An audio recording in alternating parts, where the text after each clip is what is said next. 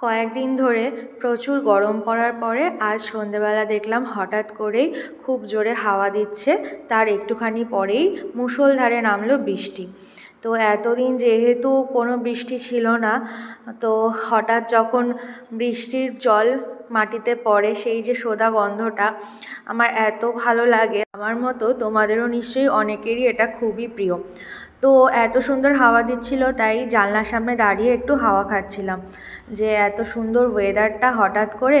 কিন্তু সেটা আর বেশিক্ষণ আমার কপালে জুটলো না। তো চলো দেখা যাক কি হয় আমার সাথে। এই যে আমার লেজ চলে এসছে আমার সাথে। তুমি ওখানে একা দাঁড়িয়ে কি করছো? একা দাঁড়িয়ে হাওয়া তো খাওয়া যাবে না, তাই আমাকেও নিতে হবে বলে সে চলে আসলো আমার কোলে। ঠিক আছে, দাঁড়িয়ে হাওয়া খা। না হবে না, দেখো শুধু বিচ্ছুর কাণ্ডটা শুধু দেখো একবার। এই যে রেলিং ধরে ধরে ওপরে উঠে যাচ্ছে সে, আর তাকে ধরে রাখতে আমি পারছি না। তো তোমাদের বাড়িতেও যদি এই রকম বিচ্ছু এক একজন থাকে, তাদের সারাদিন কিভাবে সামলাও আমাকে একটু কমেন্ট করে জানিও তো।